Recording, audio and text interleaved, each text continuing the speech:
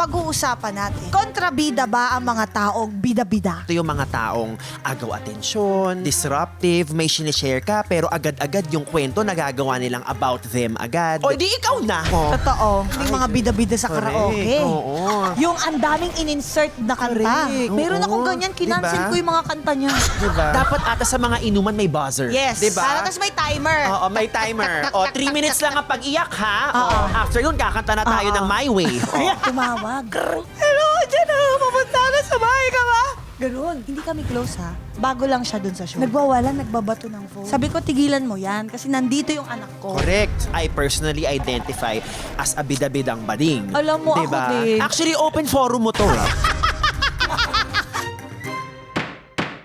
This hearing is hereby called to order in 3, 2, 1.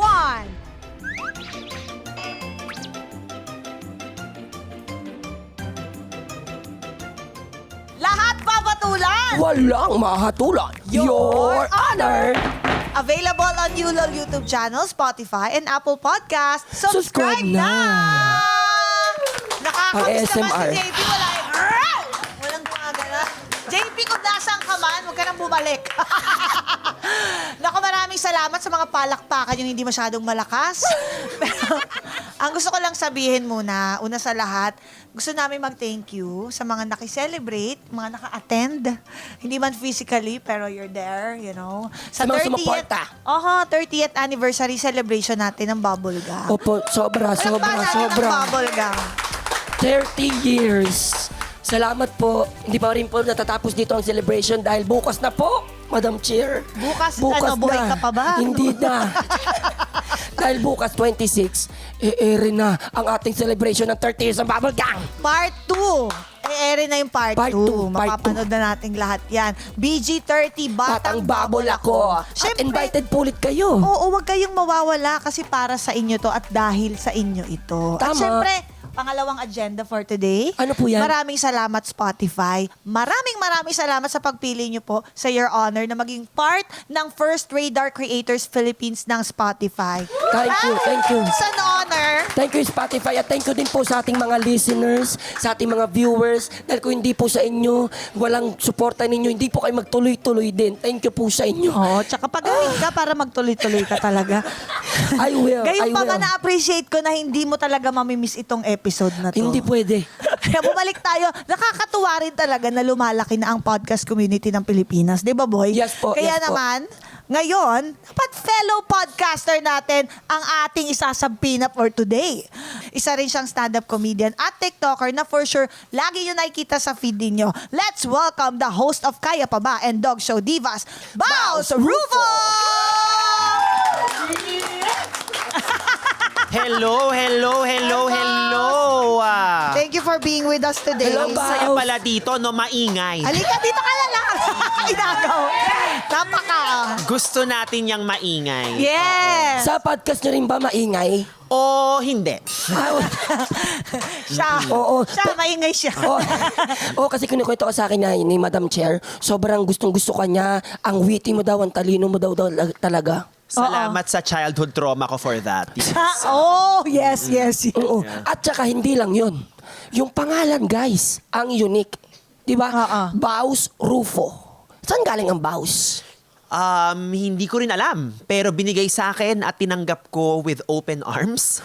Diba? Kumbaga sa tanong na sino ang nag-adjust, ako po ang sagot doon. So, ang nagbigay nito sa'yo, parents mo. Yes, nickname ko na siya ever since.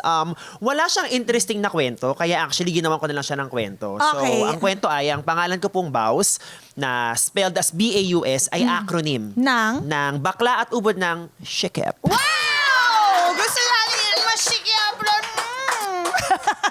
Ang galing, pero maganda.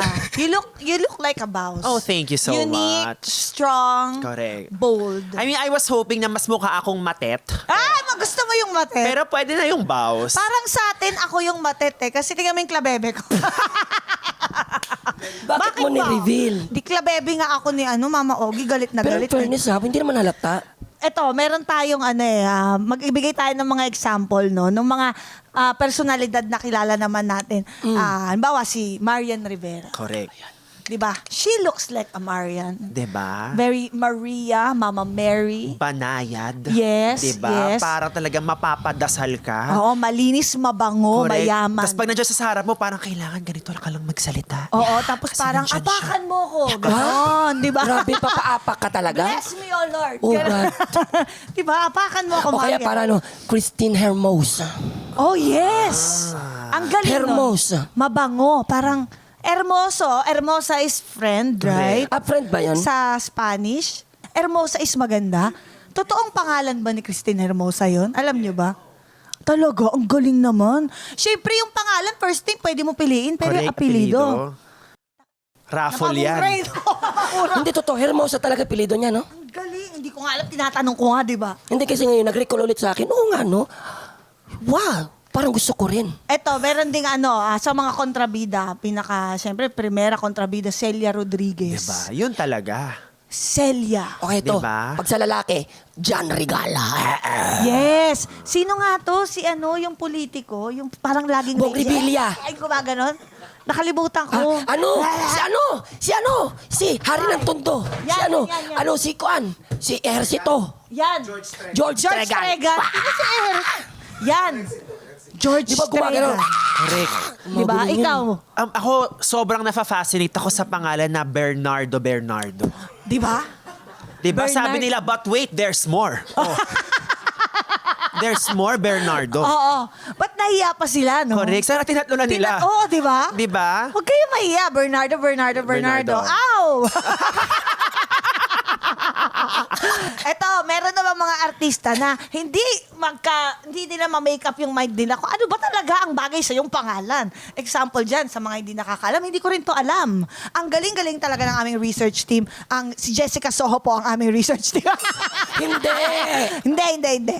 Glidel Mercado. Oo nga. So alam mo ba, dati siyang Flor de Lisa Sanchez na naging Carrots Alvarez. I love it. Dati siyang nanay, tas naging gulay after.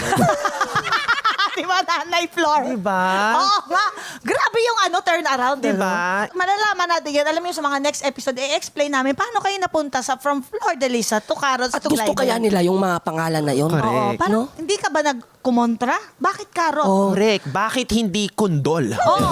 Patola. Upot. Upot. May apostrophe. Upot. Nahiya pa kayo. Meron naman si Aramina. Naging Danica Gomez, tapos Daramina, tapos Aramina. Parang superhero yung Dara Mina, no? Dara!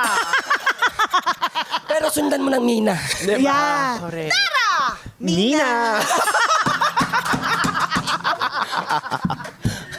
Tapos sige mo, pag ang pangalang Barbie Fortesa, ginawa mong sexy star. Wow. Di ba? Hindi, no? Hindi eh. Hindi, Barbie, parang- no? Hindi. Correct. Iba-iba na Ang mas isip ko. bagay, Tiara Gomez. Ikaw yun. Ay nako, ikwento. Ano Ikaw ba yung yun. Tiara Gomez na yan? I-share mo, At i-share mo. fair share naman, bago ako naging Charis Solomon, hindi ko naman ikinahihiya ito kasi isa itong stepping stone talaga. Yes! Na maliit na stone, pebble. Before ako nag-starstruck, nagkaroon ako ng career sa tabloid. Sa tabloid lang. At center, center Hindi for- naman. Parang na-write up ka lang. Siyempre, pina-write up ka ng manager mo. Hindi pa si Tito Jan ang manager ko nito. Parang binibuild up ako na sexy star, ma. So, ang pangalan na binigay sa akin, pang sexy star daw, Tiara Gomez. As in the small crown, Tiara. I love it. Tas Parang Gomez. parang queen in making. Yan, Diba? ganyan. Actually, maganda siya. Maganda siya. Pwede mo namang ibalik pa Diba? ngayon. Kasi naman ako eh. So, Tiara. Correct. Diba? Pwede na. Pwede pa natin ito, Charanda. Madam Tiara. Oo. Madam Tiara. Hindi na. Okay, eto. Meron pa kaming ibang questions for you. Kasi nalaman namin you're very successful sa corporate career Ay, mo. wow. Sa Oo. advertising. As in, super. Bakit Grabe po naman super? yung Sorry po, super. bigyan nyo nga po ako ng, Hindi, ng kasi idea. siguro hindi namin siya na-experience. Opo. So parang hindi tsaka bukod dun, he's really recognized Opo. sa kanyang Pwede niyo po corporate bang dalhin career. niyo po Well, kami sa yung- experience na yun? Yung success naman relative naman yan, di ba? Pero 10 taon ako nag-corporate. Tagal Tapos din. sabi ko, paano ko ba mapagkakakitaan ng kabaklaan ko? Oh. Tapos ayun, nag-TikTok ako, comedy and now podcast. So I've been doing it for 5 years na. Enjoy, masaya, mas pagod. Oo. Pero mas masaya. Pero paano ka ka nag-decide na parang i-take yung leap na yon na parang I'm very Oh, successful, from successful. here? Oo. For sure. Like, hindi lahat kayang ma-achieve yung ganong corporate Or career in 10 hindi ka ba years. natakot din na parang pag itutuloy ko ba to magpo-pursue nga kaya ito? Sobrang natakot ako kasi syempre lahat naman may mga taong pag nandun sila sa isang trabaho, a lot of people, they keep their jobs because of the sweldo. Kasi may responsibilities. And tama yun, valid yun, di ba? So for And the may long... assurance ka. Correct, di ba? Stability, importante yan. Pero of course, medyo natagalan yung pag-decide ko kasi nga like saan ako, anong next move ko. Pero eventually, dahil I'm sure marami na rin naka-experience ito nung pandemic, grabe yung mga mental health issues na for me. Wala akong proper creative outlet, ang toxic ng work environment. Umabot na siya sa point na nagigising na ako in the middle of the night. Oo. I guess from the stress during the day. So parang feeling ko, ang nagpa-resign talaga sa akin, health reasons. Tapos slowly but surely ni-rebuild ko yung career ko. Tapos parang, meron nga pala akong ibang skills and talents that I can use. Tapos now, 5 years later, andito ako sa harap nyo. And I thank you. Palakpakan natin si Vows. Nakaka-proud, nakaka-inspire. Pero ikaw ba, mayroon kang from content creation, social media, online, may plano ka bang tumawid sa showbiz given the opportunity? Oo naman. Pero I guess sa sobrang pagod ko ngayon, parang patawid na po ako sa kabilang buhay. Parang ibang landas ka. Oo, parang pagod na pagod na pagod na pagod na pagod na pagod na pagod na. Diba? Pero feeling ko yung trabaho kasi natin parang constantly grateful, masaya tayo, pero pagod at the same time. Oo. Ano yung laging magkasama yung dalawa? So, Overstimulating kasi. overstimulating siya. Pero definitely, sino ba namang hindi naghangad maging isang showbiz star, di ba? So, game pa rin naman tayo dyan. Marami akong mga gustong pangarap. Like, pwede tayong At gumawa na matry. gawa Yung tayong matry bago. mo Gusto ko lang. maging game show host. Ayan ang saya niya. May Diba? bagay din sa'yo. Gawa ng online. Diba? Gawa tayo. Pero gusto ko may Uy, gawin twist. mo na. Diba? Yung gusto ko gumawa ako bet on your Nepo baby. Diba? Sino ang Nepo baby? Diba? O kaya yung family feud. Para puksaan second family feud. O, Second family. puksaan ang mga illegitimate children. Extended family feud. Extended family feud. Puksaan na! Ang Diba? ganda. Ikaw ito Saan ng na? sketch. Ang ganda. Oh, diba? Sketch na siya. Okay, so Ay. yan yung gusto mo talagang career kung given the chance. Yeah. As a host pa Correct. din. Oo, mag-host. Sabi ko na kasing hinost eh, di ba? Binyag, ribbon cutting, fire drill, o Pati fire drill. tinatas mo. Dito po tayo, mga mamshi. Good morning, ladies and gentlemen, for our fire drill today. Di ba? This is the fire exit. Jack, hole, and roll. Ano ba yun?